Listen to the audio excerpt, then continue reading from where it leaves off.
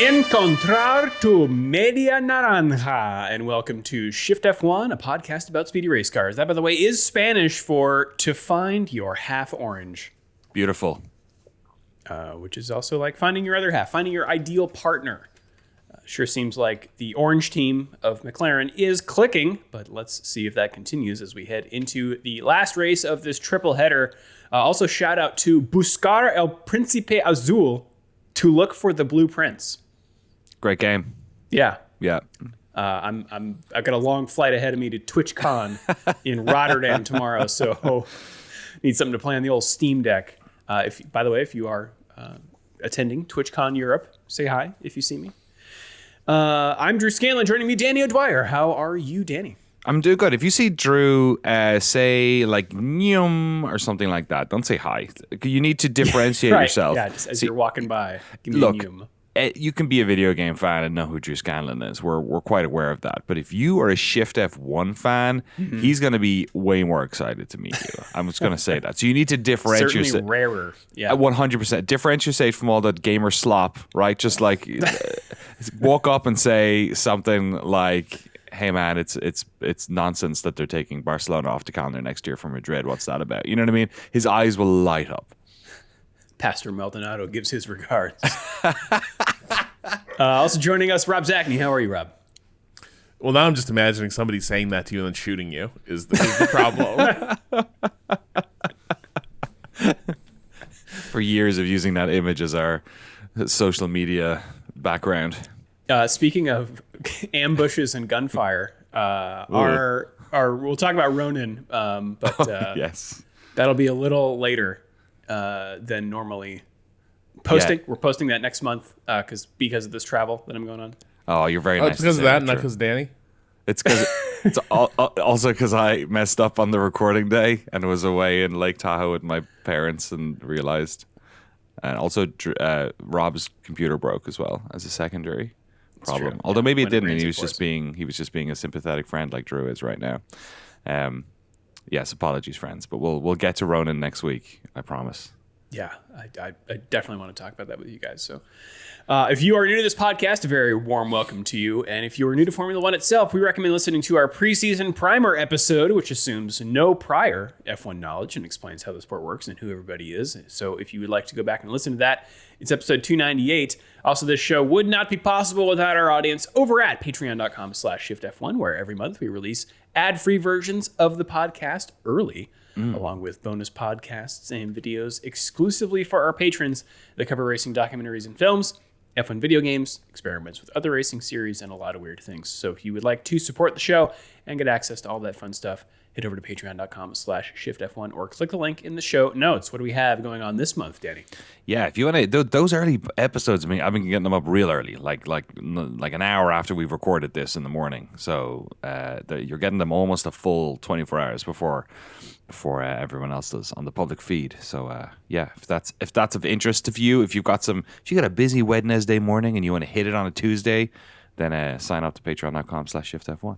Like these beautiful people: Dan, Matt and Harmony, Deange, It's a Me, Ferrario, Get Rich, O'Die Ryan, Agave ATX, Cyphers Training, Turf SCS, at Team Blackjack, Michael Maves, Cigarettes, Olivia Evans, TelemetryDeck.com, FTC, Drew Stewart, Bailey Foot, Jason Chadwick, Abraham Getchell, Bunny Meme, Snigs, Alex Goucher, Max Faltar, Jeff Foster, Troy Stammer, William Rumpf, Lachlan the Maddened Man, Samurai Love Story, and Jason Kelly. Thank you all so much. You'll be getting Ronin along with all of the other amazing patrons we have over there next week. And you can also access all of our old podcasts, exclusive podcasts. There must be dozens of them now. Dozens. Evergreen, Danny. Evergreen. Evergreen podcast. Absolutely. All right, well, let's jump right into Monaco, shall we? Yeah, I guess, Drew. I guess we need to do this. It was, I have to tell you, that might have been my most disappointing day of motorsports. Yes. Like in years. Like, we'll get to Indy too. I don't think that was a classic either. No. Well, it was a good weekend for Lando Norris. New lap record in qualifying to put himself on pole position. shout out to the Ghost Car video on F1's YouTube channel, which really does a great job of illustrating where each car is strong around the track versus another one. So it's superimposed video of Charles Leclerc's car and Lando Norris's car as they are both going around their own qualifying laps. It makes it pretty easy to see just how good the McLaren is at getting traction out of the corner. Is the ghost car an idea that was just emerged in video games? Probably. Like, I'm trying to think, did anyone else ever... I'm curious if, like, any team ever used, like, going back to the day, like, if they ever used footage to sort of assemble a similar thing, or is this an idea that, like, truly begins with... I mean, hell, the first game I remember with it was Mario Kart. Yeah. Right, yeah. I mean, the fact that they call it the ghost car as well, which is the obvious I think that's what they call it in Mario Kart. Yeah, right. That's true, yeah. Yeah, I should correct myself. It's not actually video superimposed. It is a rendered. They're using some telemetry to render Norris's car in a transparent way on top of Leclerc's. Well, did you see the interview with Verstappen after this race? Not to get ahead of ourselves here, but when they asked him about improving Monaco and this enforced two-stopper, which we'll get into, I'm sure, he said, maybe we need to just Mario Kart this up. They'll probably have to add things to the car, but maybe we could just throw some bananas out the window. So yes, he's clearly he's become a dad overnight with the birth of his first non-Daniel Kvyat child. Wow. Yes, the two stops. This was something that we did not. We neglected to point out on the pre-show. But it was something that was confirmed by the FIA back in February. So apologies for forgetting it. Mandatory two-stop, just to try and shake it up. We're gonna force some strategy here. Make it so people have to make some difficult calls about when they pit. Oh, they made the calls, Danny. They sure made the calls. Let's run down the rest of the grid here. In second, by about a tenth, Charles Leclerc. And behind him, the other McLaren of Oscar Piastri. Max Verstappen starts fourth. Isaac Hadjar will start fifth. What a boy. In his own first country, time in an F1 car around Monaco. Had a rough time in free practice 2, hitting the wall twice. Yes. But sure managed to pull it together for qualifying. Fernando Alonso will start. That's right. You calibrate. Got to find the limits. Yeah.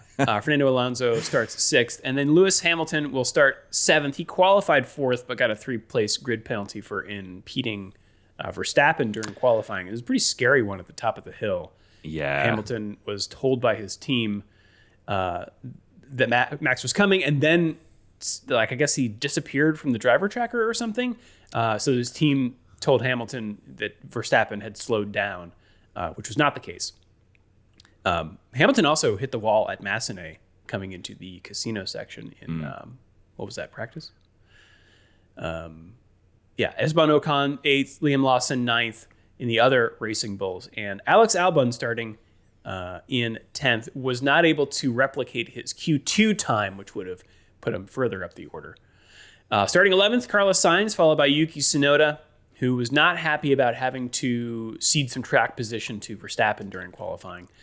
Nico Hülkenberg starts 13th.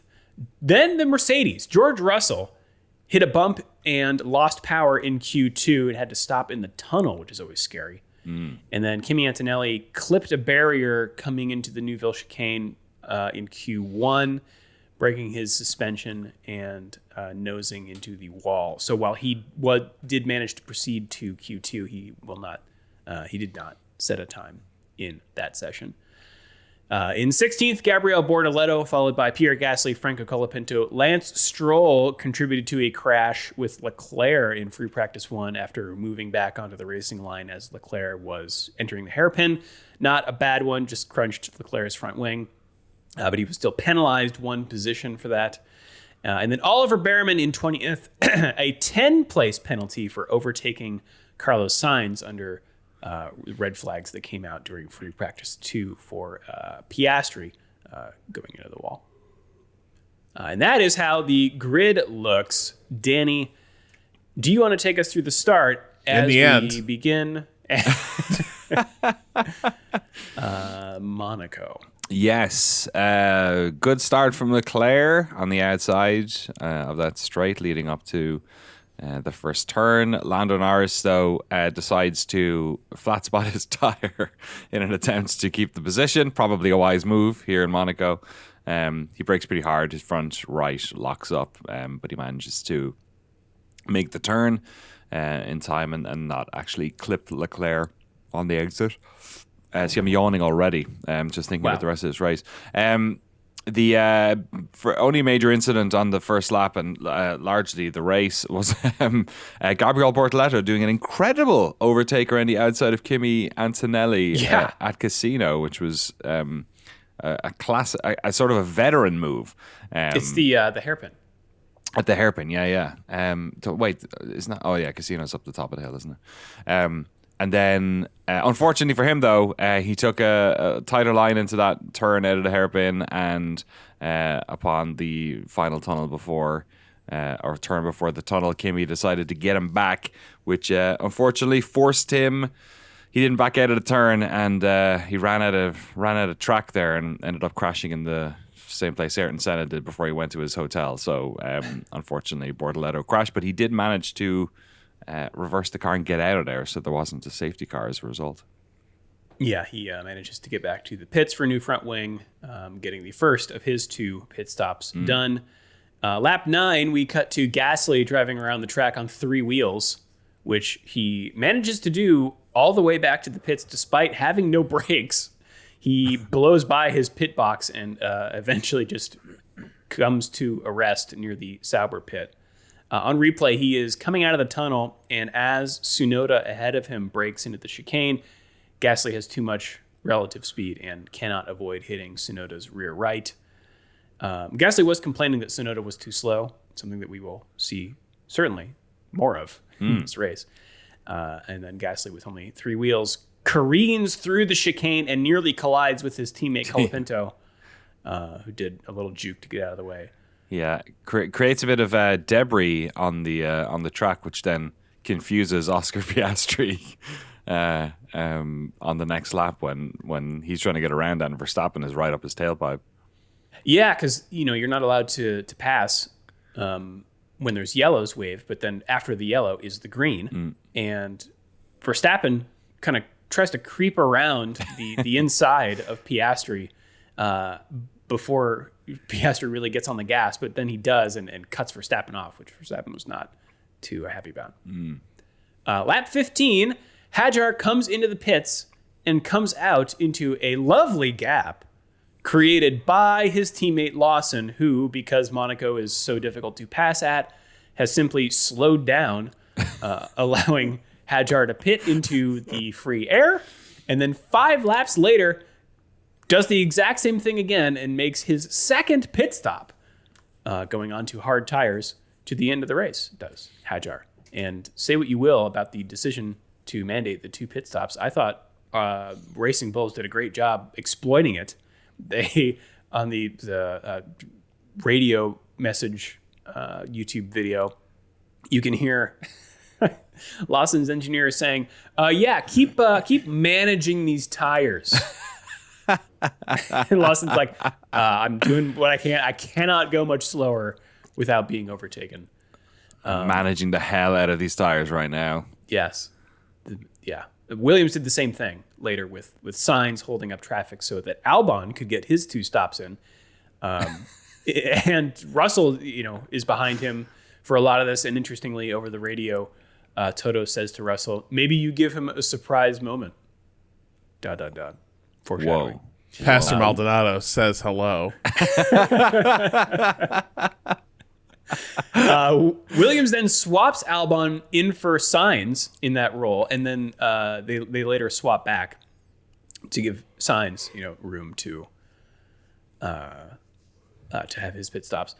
And so here's where I'd like to bring up this angle with you guys, because some will say this isn't F1. I think Martin Brundle would say this because the cars aren't going flat out all the time. But I would counter that this is 100% F1.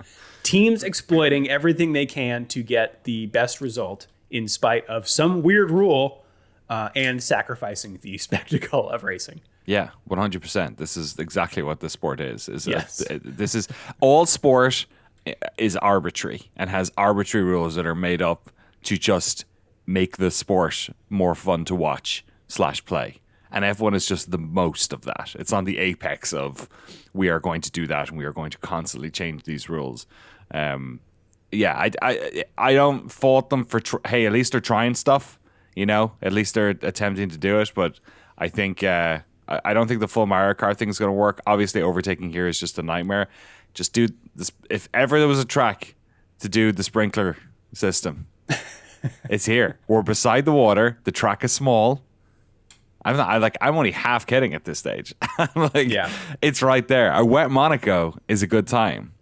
Not for the drivers, but it's a good time for us watching because it's just like, who's going to touch a corner? Who's going to snap a suspension arm?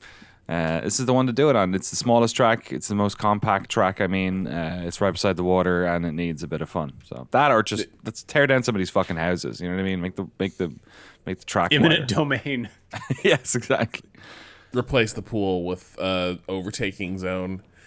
So this is 100% F1. I think the problem was, first, it took me a minute to realize what Lawson was doing because I was like, is he just that badly off the pace? Like, I know he's having a bad year, but this seems a bit extreme. But yeah, it was like the minute Lawson did that, all the interesting ramifications of the first pit stops that had happened when Bortoleto had his little like exploration of the wall. Mm-hmm. All the interesting stuff there disappeared immediately because like now Tsunoda wasn't going to have any sort of ability to move through, in the pit stop cycle. The pit stop cycle broke with this strategy, which doesn't usually happen. And now, admittedly, people do create gaps like this at Monaco because the track is so congested. There's too many incentives to do this for a teammate. The mandated 2 pit stops thing, I think, exploded in F1's face this weekend because I think the minute that everyone's got to stop twice in this, there's much more incentive to control these gaps. When it's just 1 pit stop, the fact that there's going to be a roll of the dice about safety cars and such looms really large. I think teams are less confident about manipulating pace this way. Introducing the second pit stop, I think, created F1 wanted to create uncertainty and like, ooh, what's gonna happen here? What that created was a need for the teams to remove that uncertainty by making those pit stops free. Right? That is basically what happened. The other thing is that, despite the fact that they've rolled out this C6 compound, it seems like it's an increasing problem with kind of what F1 wants to get out of tire strategy in the sport.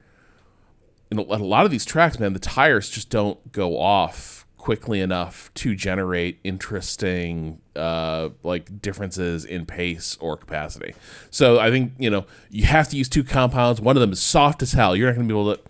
It didn't matter. Like these guys could drive infinitely on. They could have been a no stop race. I think on that hard compound, and I think that's kind of the problem. Is you have this idea of, well, at a boring race, real F1 fans know that like the strategy stuff at least gets interesting. So if we create a second pit stop, then it'll be a more interesting race. No. You create a second pit stop. They're going to try to remove the strategy of the pit stops from the race entirely, and that's what happened. Like this was, I don't think it's an accident. This is like the worst Monaco GP in years. Now, admittedly, yes, we've had some rainy ones.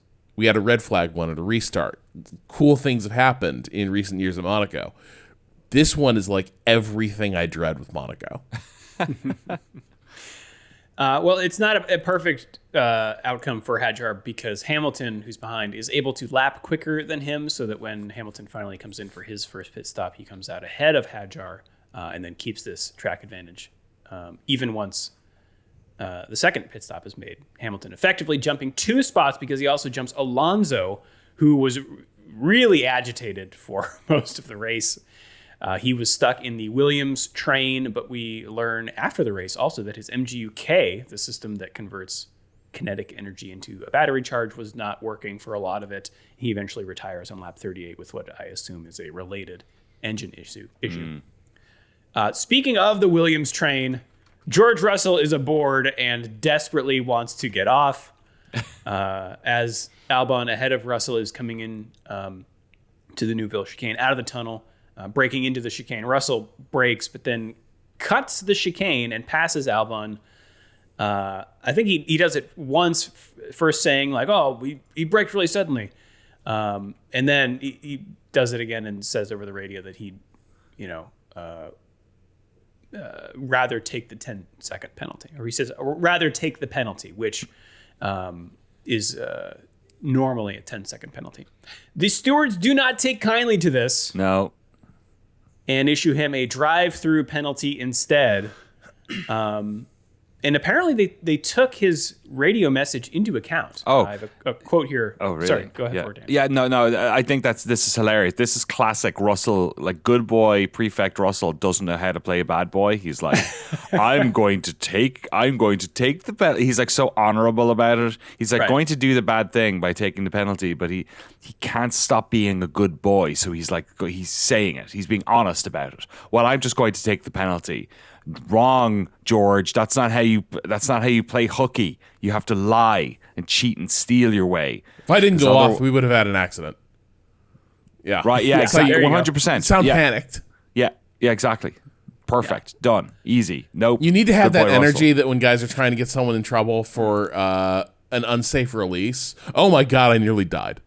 And it's like car pulls out like 75 feet ahead. Exactly. Yeah. Yeah. Race Fans has the quote directly from the steward's ruling, which says, "It was clear from the radio message where he said that he would, quote, take the penalty, and that the overtake was done deliberately, as he felt he was being held up by car 23 Albon driving erratically. Anticipating that such situations as this might happen at the Monaco Grand Prix, all the teams were informed before the race by the race director at the steward's request that the stewards would look carefully at a deliberate leaving of the track at turn 10 to overtake a car or a train of slow cars. That communication also made it clear that the guideline penalty of 10 seconds may be insufficient for this deliberate infringement, and that the penalty applied may be greater than a penalty of 10 seconds. We therefore considered that car 63's, Russell's, deliberate infringement warranted a drive-through penalty, and we so imposed." Hear me out. What if... Now, I know we just fucked up F1 by having them impose this two-stop rule, and so like maybe you can't patch in an update to the Monaco GP to fix it. Maybe you can't do that. But what if instead of being pricks about this kind of thing, this kind of thing, what if the stewards were like, you know what? You got a driver who's consistently driving 2-3 seconds off the pace. We might just look the other way if someone cuts the chicane. You know, like your delta is this bad between you and the front of the field, and your previous like race laps. You know what? Actually, we do believe that guy had to take evasive action. He gets the position, and then this tactic would go away immediately, right? Because you'd have to start hustling the car to avoid like just having someone risk the chicane cut and just get a freebie on you. It's an undefendable move. So you'd have to start actually driving with some pace. See, my brain went in a different direction. I was thinking about, you know, that Red Bull thing where they make carts and they go down the hill with all the sand, with all the like hay bales off to the side. They usually have a little jump there. I was like, you should just add a little jump. Just allow people to go over it, but add a jump or a sheep dip. You know, just something that's like, you know, What's a sheep dip?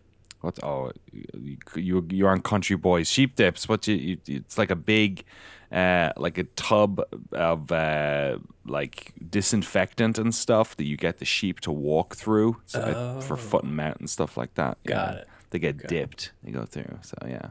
Got it. You know, or a cattle grate. There we go. Even better. Yeah. Sure. Put a cattle grate there. You know, just really. Lewis Hamilton, I think, in practice, did a jump. He went over second swimming pool chicane and like got I don't know, maybe half a foot or more of air. You get me it was I pretty think good. Behrman got some big air too. You saw the whole car like flexing wildly as it came down. You're getting me nostalgic for the Singapore Sling here. Oh, yeah. Yeah. Yeah.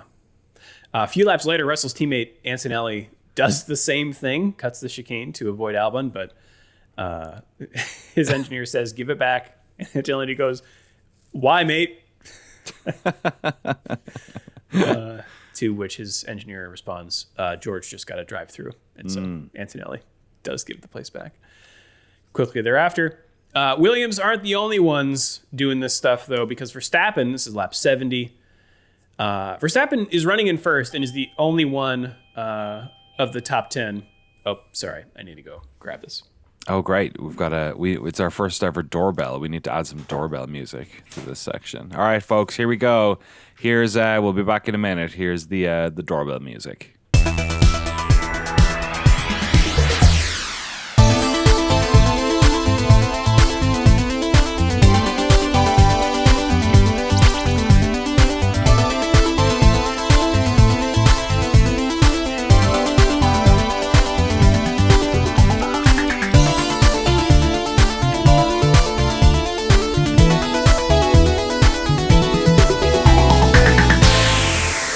Oh my God, the Zodiac Killer is killing Drew right on air. Oh no, Drew, get out. I can't believe he's after 40 years of slumber. He's come back to do it. Is this a sequel to the David Fincher movie? It's like, it's Zodiac, but now it's Zodiac, like but technology. the Z is replaced with a 2. The two Odiac. Yeah. But it's like like 7. Very good. Yeah. You're alive. Sorry. Yep. Okay. You ready to come back? Yeah. Do you want me to take that again, or are we still No, rolling? we vamped. Oh, great. Yeah. All right. All right. We're back. So Verstappen running in first is the only one of the top 10 who has yet to stop a second time, and is also backing up the cars behind. So he's slowing down Norris so that he comes under pressure from Leclerc. But because Verstappen has to stop again, if Leclerc can pass Norris, it is effectively a win. So Norris is asking over the radio, where's Oscar? Please, Piastri, come pressure Leclerc here. But the other thing that's happening is Verstappen can just hang out until basically the last lap, hoping for a virtual safety car or a safety car, which would hand him a cheap pit stop.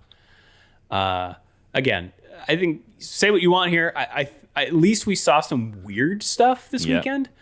Was this race exciting? Absolutely not. Was it interesting? To me, I think so. Not that interesting to me, but more interesting because of this weirdness. Let's say that maybe. Yeah, fair enough. Yeah. I didn't see this on the broadcast, but in the radio video, you can see Stroll actually make a pass. Wow. On the last lap on Hulkenberg at the Neuville chicane. His teammate, of course, did go out at Antonino. He pulled away. Yes. For some reason. Some smoking. Yeah. And that's Monaco. Shout out again to finally figuring out how to use the drone camera to get good shots. There's two I was really marveling at. The overhead track map shot that makes it look like a model or a board game or something. Incredible.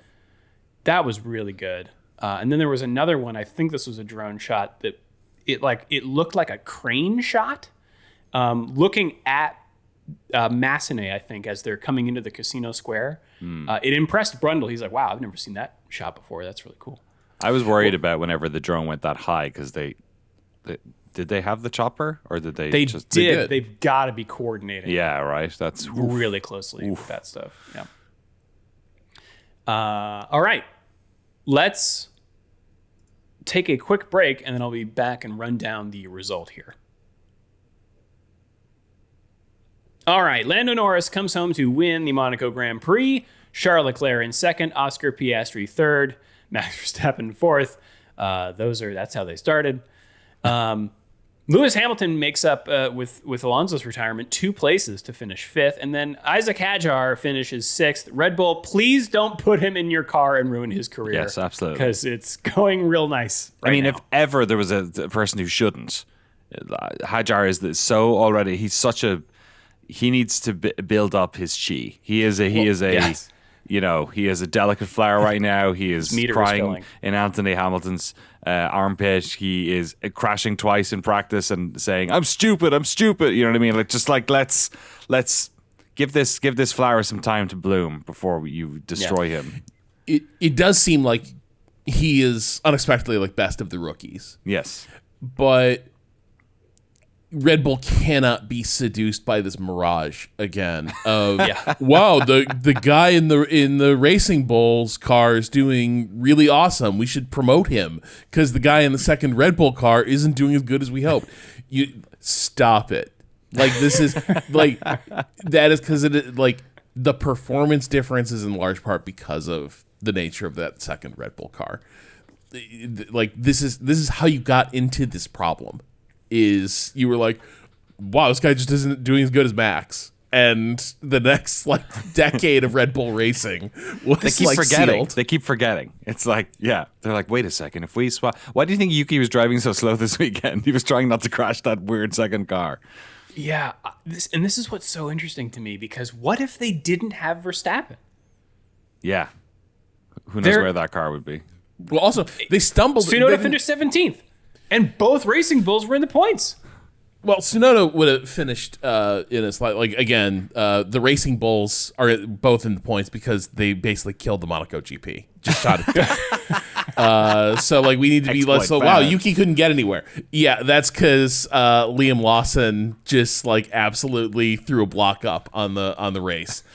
But, like, this is, it's also, like, one of those things where I think there's a bit of executive brain sometimes I think means that you overvalue your input and how you like my decision was the decisive factor. I think Red Bull looms very large for them that like, hey, we gave Daniel Kvyat the hook immediately and put Max in there and the rest is history. That's all she wrote.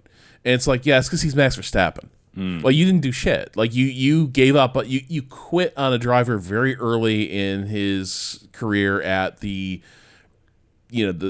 primary team, and you promoted Max, and that worked out really well because he's Max. It never worked out well again, but I think they keep revisiting that decision. Like we just need to be decisive and find the next, find someone who can get the job done like Max did, and it never works.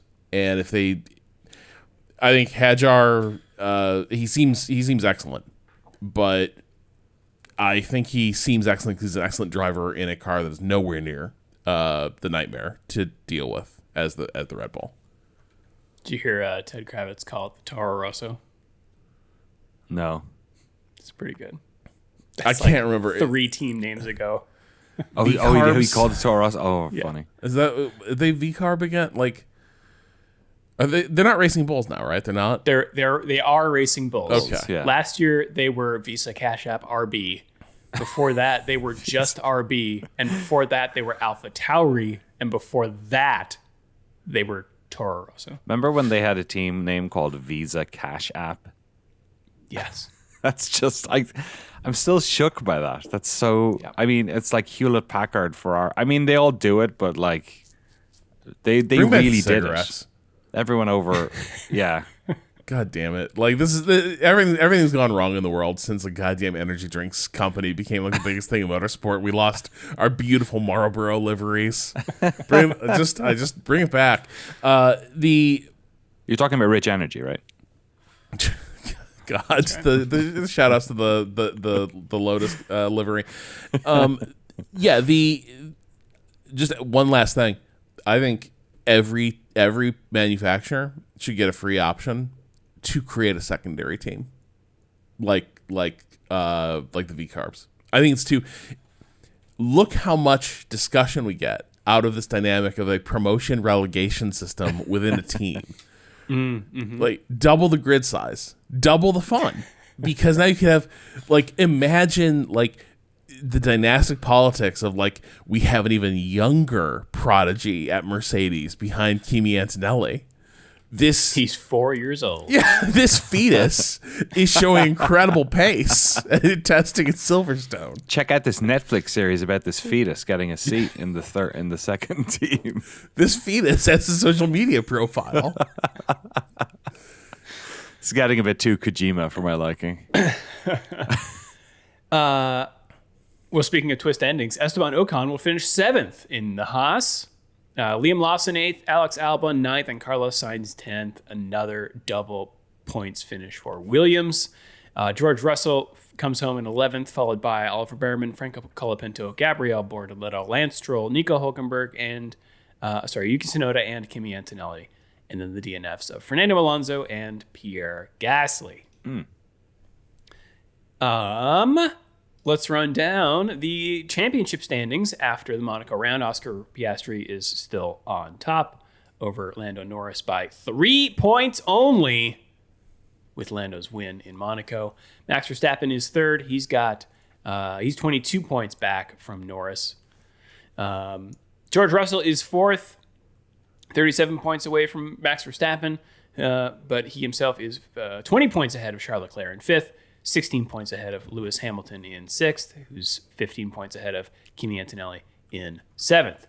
Antonelli is 6 points ahead of Albon in 8th, who's 22 points ahead of Ocon in 9th. And now in 10th place, moving up 4 spots with his finish in Monaco, is Isaac Hadjar, who's got 15 points. That's only 5 points back from 9th. He's 1 point ahead of Stroll, who is 2 points ahead of Carlos Sainz in the other Williams. In 12th, Tsunoda is in 13th place, 2 points back. But 3 points ahead of Gasly, who's 1 point ahead of Hulkenberg. In 15th, tied on points with Behrman. Lawson moves up a place to 17th place. He's got 4 points, 2 points back from Behrman, and 4 points ahead of the drivers with no points, who are, yet again, Fernando Alonso, Jack Doohan, Franco Colapinto, and Gabriel Bortoleto. In the Constructors' Championship, McLaren Mercedes is still on top with 319 points. That is a commanding 172 points lead over Mercedes in second. Red Bull is in third, 4 points back from Mercedes, but only 1 point ahead of Ferrari with their strong Monaco finish. So that is a 5 point spread for second in the Constructors' Championship. That's fun. Williams is in a strong 5th place. They're 88 points back from Ferrari, but 28 points ahead of Haas in 6th. They are 4 points ahead of Racing Bulls, who jump up a spot to 7th in the Constructors' Championship. Aston Martin losing that 7th place, now down in 8th, 8 points back from Racing Bulls. Alpine is in 9th, and Sauber is in 10th. Only 1 point back from Alpine, though.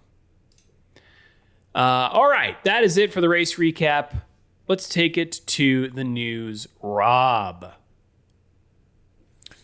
Well, we want to talk about some IndyCar? Yeah, there's no F1 news, and all I want to talk about is IndyCar, because IndyCar had a weird week, man. They did. So when last we checked, there was a kerfuffle, and it was only kerfuffle. It was a little more than kerfuffle because of context, but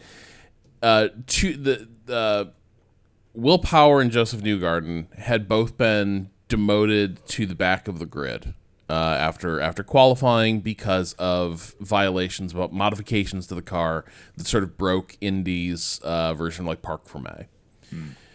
And it did seem like Penske wasn't really trying to hide anything. It's a far cry from last year's thing where Penske had illegal deployment of their overtake mode in places where you should not be able to deploy it. That looked like open and shut cheating, and nobody suffered serious consequences for that. And then Joseph Newgarden, who won a race because of that, went on to win the Indy 500. This time around, though, because of that context, there were a couple people. So some people corrected me. I thought it was Alex Pillow who was harsh about it. It was Pato O'Ward who was like, everyone knows what this rule is.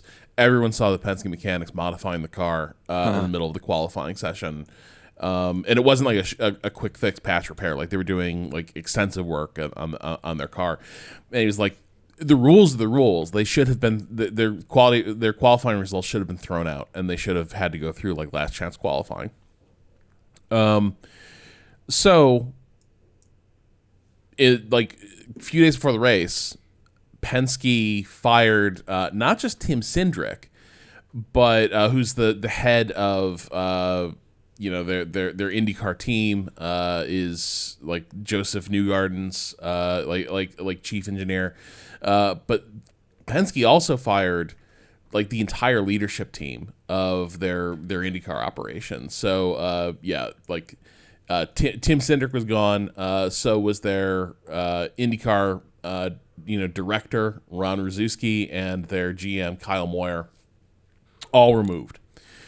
And kind of this is a move that seems to have been greeted with like kind of a sigh of relief, because it was becoming a huge embarrassment. 2 years in a row, high-profile rules infractions from the team that is owned by Roger Penske, who owns Indianapolis Motor Speedway and who owns the entire IndyCar series. It is a wild. Marshall Pruitt was sort of saying this on his Instagram. There's nothing like it in sport. The notion that like one of the biggest and best teams is owned by the same guy who owns the most important venue for the sport, and then he owns the entire goddamn league. That is a wild like nesting doll of conflicts. And Pruitt's take on this was, it's plainly unacceptable in any serious sport. The only thing that could make it acceptable in IndyCar is that Roger Penske and the Penske team had a highly like respected reputation, and as long as Penske, the team, remained highly respected and sort of immaculately compliant with the rules and the spirit of the rules, then people would look the other way. And last year, they cheated. And it's one of those things where like it was such a terrible decision. I think it's hard to look at Joseph Newgarden the same way, like years of goodwill burned by that, because he stood like, who knows what he knew and to what degree he was sort of part of that decision, but also him sort of standing by Tim Cindric so loudly. And him coming into this race as a two-time winner, right? Didn't he win the past 2 years? Yeah. He was going for a triple 3 in a row. Yeah. So like they never really did clean that up. So then second year in a row, there's gonna be there couldn't be forgiveness for this. And one of the things that Pruitt said was last year's breach of the regulations had really shaken Honda in particular, who were one of the power unit suppliers for IndyCar. It's I think it's Chevy and Honda, and Honda, I guess, according to Pruitt, had sort of made clear to Penske at the top that they can't, long term, they can't be affiliated with a series where this kind of shit's going on. And if Honda were to pull out of IndyCar, it's not IndyCar folds, but the word is that Chevy is at capacity for how many engines they can supply. Like, there's no IndyCar can't really afford. Two. Yeah. Yeah, and both manufacturers apparently would really love there to be a third supplier, I think, because they're delicate, complicated engines. There's just a bandwidth issue you run into at a certain point. They're already producing so many of these engines. And so, if Honda bailed, it would be a crisis for IndyCar. So the leash was very short, and then they do this. And it's this is kind of the like getting Al Capone for tax evasion kind of thing, because last year was the sort of thing that like lifetime bans get issued for, and that didn't happen. And I think it had I think it went that way because people know and like and respect Tim Cindric, Joseph Newgarden. They didn't want to like give these guys the chair. But that wasn't a good enough reason to sort of spare the rod in this case. Like, the consequences should have been greater than they were. And that meant that, this time around, where the infraction is not quite as big a deal, cost the entire program leadership their jobs. Wow. Yeah, I also cannot think of a comparable occasion. It's really it's embarrassing. It's just like, you're right. I think a serious sport should figure out how not to do this. Well, let's not go crazy now. Indy is not a serious sport. It's this weekend proved that. No, I think I'm with you. It's one of these situations where, like, the king can't. The heads will roll. Like, I think this protects Roger Penske and somewhat mitigates the damage of this, but it's sort of become a sick. It's sort of It's like I half expected people were like expecting something like this to happen. So it's in a way it's not that shocking that this had to that so many people had to go, but it also is shocking because honestly it was kind of like a weird rule break because it was in broad daylight and they're basically just like connecting two pieces of the car for slightly better aero performance, I guess, but.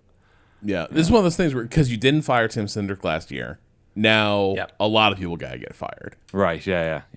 And that is... He didn't give any Oscars to any of the other Lord of the Rings, so now Return of the King gets all of them. Yep, even though that the least deserving one. So like that... Sorry. Pardon? I was gonna say, do you want to talk about the race? Yeah, the race. Spoilers for the Indy 500. Yeah. So it was cold in Indianapolis that day, and it made the track slippery. So Fox went all out, trying like full like college game day style presentation. Went all out with this. You had the main desk. Danica Patrick is still haunting the secondary analyst desk. We need to make her disappear. Like, we need to get Danica Patrick off these fucking broadcasts. Like, there's nothing that, like, I'm hoping that F1 TV is using, I think, or maybe it's Sky using Jamie Chadwick, to provide a little more recent racing commentary. But like, Patrick's IndyCar career was like years and years ago, and on the desk, she always seems like somebody who doesn't watch racing. She seems like she does not follow the sport at all. Just talking broadly. Yeah, and so it's like there's very kind of a bad presence on the desk. But they brought Gronk out. They put Gronk in the snake pit in a feature called Gronk Tom in Brady the Snake Pit. Got booed by a bunch of Colts fans. Oh hell yeah, fantastic. What did you think of the of our boy Will, Mr. Buxton himself? So was Willie Bucks there? He was main commentator. Wow. He's getting better. I think the problem is he's a good interviewer. So interestingly enough, my favorite Buxton moment was actually during qualifying, where Scott McLaughlin came on to just like sit in the booth while they were watching qualifying. It's an all-day thing. It's like 4 hours. McLaughlin stayed up there for like an hour, 90 minutes, and Buxton like asked really good questions, got him like, it was some of the most insightful commentary about like driving at Indy that I've ever heard. McLaughlin talking about IndyCar is Indianapolis is best considered not a four corner oval. It's 16 corners in terms of how you sort of assemble your lap and find the pace. Funny that he spent that long talking to Scott McLaughlin, given what happened on race day. So this is the thing. So we have this whole pregame show. By the way, I think Gronkowski is the only dude. Gronk and the Snake Pit is the only place where you can have someone on national TV talk about ladies are pushing their melons around. And that is not instantly a canceling, like, because you do have to hand it to the Snake Pit. that is indeed what's happening down there. And Gronk's the only guy who can be like, damn, look at that. And it's not like immediately deeply creepy. It's like, yeah, that's right, Gronk. Yeah. We all love to shake it. Gronk perpetually lives inside of a mid 2000s college rom-com. That's where his brain is. And after a decade of smashing it against big men, it's not gotten any better. So we're gonna. It's the "You're sweet" versus "Hello HR" meme. Yes, yeah. It's like it's Gronk just being like, "Hell yeah, I love it down here."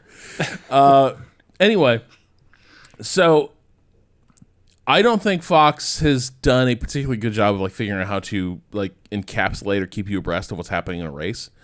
But they went to commercial for the formation lap. Oh, wow. Yeah. Wow. And so the commentators start talking about like later as the race is unfolding while Scott McLaughlin is out. And it's like, well, how did that happen? He crashed on the formation lap. And he was trying to put heat in the tires. And, you know, the classic, you're doing the scrubbing them, weaving it down the track. And he just weaved right off the track and took himself out. And as he said later, worst day of my life. And he's like, I know, like that sounds stupid, but like really, that's how bad I feel. Man. Kyle Larson was being a real jerk about it, though. He kind of like gave him grief over the radio, like what idiot did that, and then waved at him as he went past. So it was quite funny when during a restart, about 100 laps later, he also crashed and took out Stingray Robb and somebody else as well. So good job, Kyle Larson. I have never been less compelled by his whole like I want to race Charlotte and IndyCar. The 2 years in a row I've been trying to make this happen, and it's like you're not a Syria like piss off. You know what I mean? It's just go away. Guy seems like a bit of a tool. Yeah. But so because of the cold weather, like a huge amount of that race was under safety car, tremendous amounts. Lots of.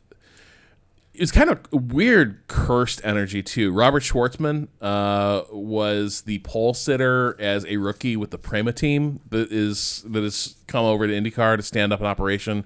Prema, sort of legendary in the lower open wheel formula in Europe. And so Schwartzman, rookie, puts it on the pole. Huge moment for him, huge moment for Prema. He gets taken out because he, coming into the pits, drives into his pit crew.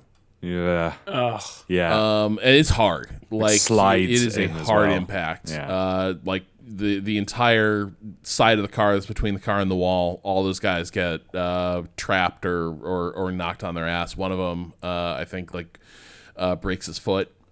Oof. That's scary. And it also snaps the it looks like it sort of snaps the toe link on the car. You see one of the mechanics trying to kick it back into place. Yeah. And it's like if the metal can be reshaped by you kicking it, it is no longer safe to race at 225 miles an hour.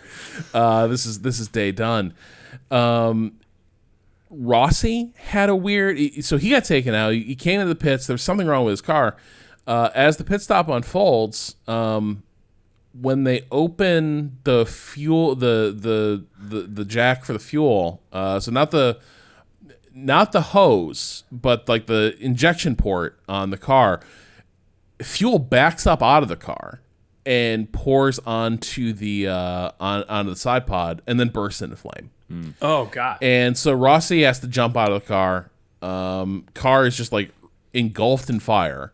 One of his crew as well. His hands were burning. And the first guy on the side with the fire retardant, the fire licks up his sleeve, and then he's on fire as he's trying to spray through.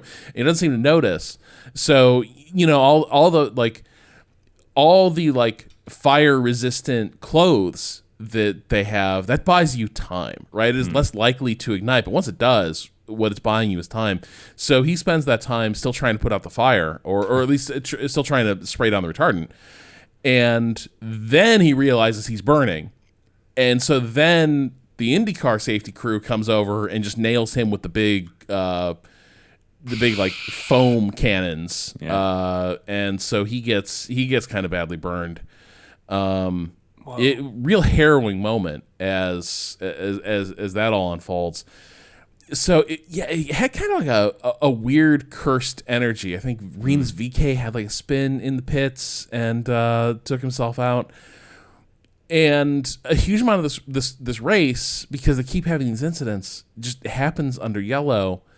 To me, it sort of felt like we had kind of an interesting ending where Alex Palou is, Palou has done everything in IndyCar, but like show that he's good at ovals. Yeah. Oh, yeah. He's never won an oval up to this point. Yeah. Right? And he's won 5 of the 6 races prior to this season. So he's like totally dominant this year. Yeah. No, it's like it is again like Verstappen levels of dominance. And yeah, here he drove a very Palou race, like being just as aggressive as he needs to be, but like having that sixth sense for like, I do not want to be near this situation because I feel it's going to go bad, and then people crash out and he advances.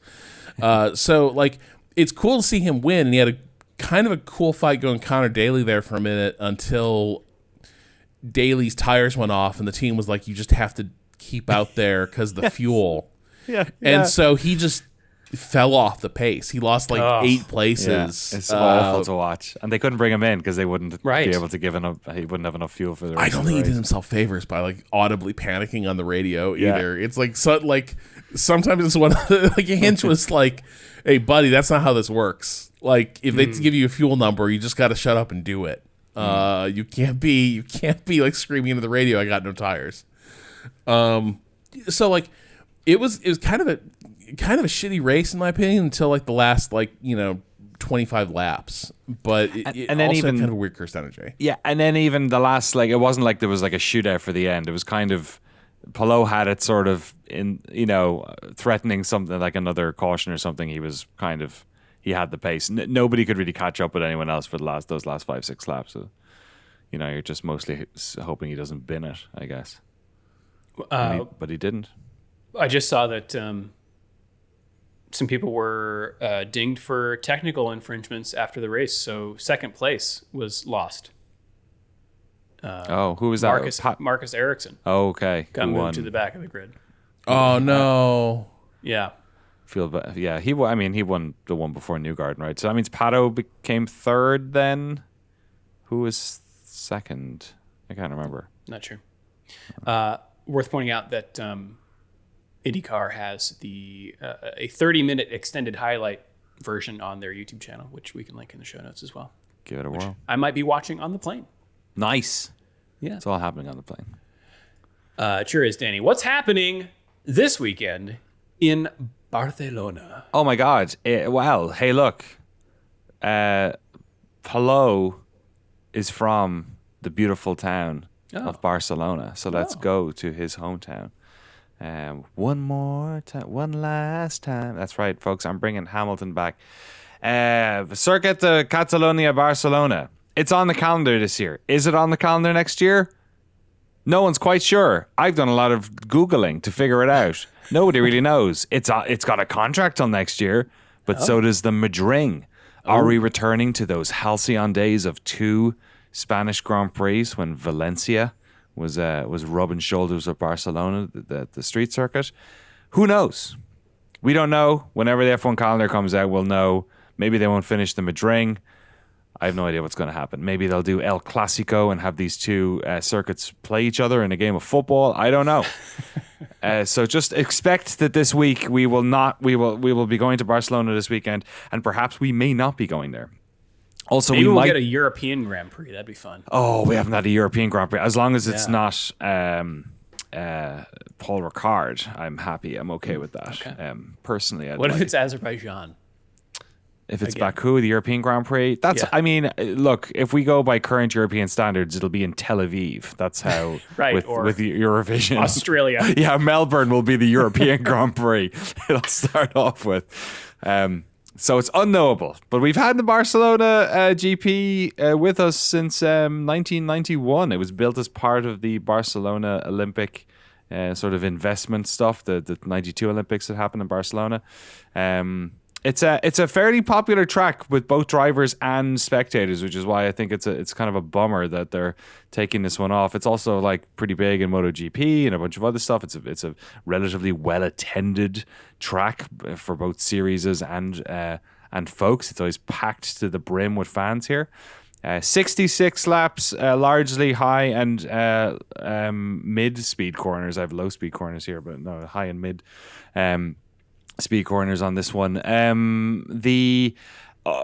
Overtaking wise on this one, it seems to be a track that gets a lot of opportunities in and around it. They reshaped Sector 3 kind of donkeys years ago now at this stage. There's sort of a couple of different formations through here, and in an attempt to make more overtaking at the end of the start-finish straight, they rounded out turn 13. It used to go into a sort of an additional chicane, but it doesn't do that anymore. It still does on MotoGP and other stuff. So obviously the end of turn 1, big overtaking opportunities there, but you see people try it around the exit of the really crazy long right-hander on turn 3. You see people attempt it on 5. You see people attempt it on the entry into turn 10, which is at the straight that's in the middle of the track, the second of 2 DRS zones. So there's usually a bit of that. Weather-wise as well, this one has thrown up interesting weather over the years. Drew will obviously get to that now in a couple of minutes. But I for one will be sad to see Barcelona go. I think I'm not sure if we've had classic races here. And when I think back to like moments in time that have happened here, it's a lot of like Mansell versus Senna. Obviously when the two Mercedes hit each other on that opening lap years ago, but it's not. It's sort of. I would say it's like it's always been like a solid 7 or 8. This one, I don't know that I have like a GameSpot 7. A GameSpot 7, yeah, not an IGN 7, more like a GameSpot 7, yeah, fair 7. I feel like it's a steady hand, I think, which you don't often get in F1, and I like that about it. But it's also not. I'm struggling at least to remember like absolute classics that have happened here, but there's definitely been a bunch of really, really great races, and more often than not, this is one that I really like watching, and I just love the track. I think it's a great track. I've my personal notes here. Previous 2 runnings, I've rated a 2 out of 4 strategy race. Okay. And the one previous to that in 22, I rated a 3 as entertaining. Let's go to the form book. Form book. We're looking at stats. Last 7 rounds. Lewis Hamilton has done well. Max Verstappen has done well. A lot of other drivers, this is one of their worst tracks. Leclerc, Piastri, Hülkenberg, Albon have not done. They've done worse on average here. Mercedes has done well. Red Bull has done well. When they were Racing Point, Aston Martin has done well, but since they went to Aston Martin, they've not done as great. And when they were called RB, we got the meats. Yeah, the meats had turned. And they did not do well. But the last 5 winners: Verstappen, Hamilton. Beautiful. So I don't have high expectations for this race being entertaining, but that's what I like they're to coming hear. off of Monaco, so That's why it's here. On qualifying day, the weather looks warm in the 80s, 80 Fahrenheit or 27 Celsius. We're looking at 5% chance of precipitation on qualifying day. Mild wind, looking at 11 kilometers an hour or 7 miles an hour on qualifying day. Climbing up a couple of miles an hour or Ks for the race day. Precipitation climbing to 10% on race day, and temps just a little warmer, 28 Celsius or 82 Fahrenheit. So looks to be just balmy. But as we head into this round, let's take a look at the fantasy standings. From the Monaco Grand Prix, we have a 20-way tie. Jeez, wow. Okay. For second. Wow. We've got Formula Crisp, Endor 8000, Stop What You're Doing, Nice. Badunka Dunks, This is like Gronk's team. Papaya Scuderia, Hard Rock and Heavy Vettel. Ooh. I'm going to pronounce this Moneyball No Love. It's a $sign. Okay. Bring Back Marlboro. There you go. Rob's team. Or cigarettes, his team. No-Con Effect, Nice. spelled K-N Ocon. It's good. Scuderia Potaquito. Vowels Movement. That's terrific. Dry Pumpernickel Toto. Enzo's Secret racist. Meat Sauce. Dress Zone. Alpino Noir. Beautiful. Backstraight's Back. All right. That's pretty good. Endor 8000 underscore. Oh, wow. The second team. Yeah. Wait, did they have the same team? Did they accidentally hit refresh and they were doing their team? It made a second. YOLO Toto. Funding Teo's Resp. R-E-S-P. And Botas D's Nuts. Nice. But in first place, the only one in first place from Wow. Monaco, Quit Swearing Racing. Wow. Got MBS's MBS team. up in here. But overall, no ties on the podium. In third place, Stop What You're Doing. Second place, F1 banned my team name. And first place overall, Endor 8000. Wow. No underscore. Yep. My team rhymes with orange. Overall, 25th place. Wow. Yeah. Ridiculous. Out of how many? Well, my other two of my other teams, Williams Ascendancy and Auto Shop, are in places 1950 and 2020. Oh my God. Respectively. Are you really caring? Are you putting the time in? I'm not making any modifications. No. You're just leaving the team. You're just just rolling wow, with it. you might be the highest person who has not changed their team up that Maybe. high. Yeah. Oh, man, who knows? I've got Norris with the 2X badge, Beautiful. which is really carrying me. Working out. Then I've got Hadjar, Behrman, Stroll, Albon, and then the teams McLaren and Haas. Nice. So You sacrificed Stroll for some good rookies. That was good. he's got 5 points. Oh, he does. All right. Well, that's let's see this. This is the form book, the weather, the fantasy standings. You can also hit us up on the emails, shiftf1podcast@gmail.com or f1.cool/emails, or on the socials using the links in the show notes. That is us around the internet. Should we take it around the world, Danny? Let's race around the world. Yeah. Speaking of scary races, the Isle of Man TT qualifying boy. is this week. Oh boy. And then next week is the race days. We've got the Craftsman trucks at the Nashville Super Speedway in Nashville, Tennessee for the Rackley Roofing 200.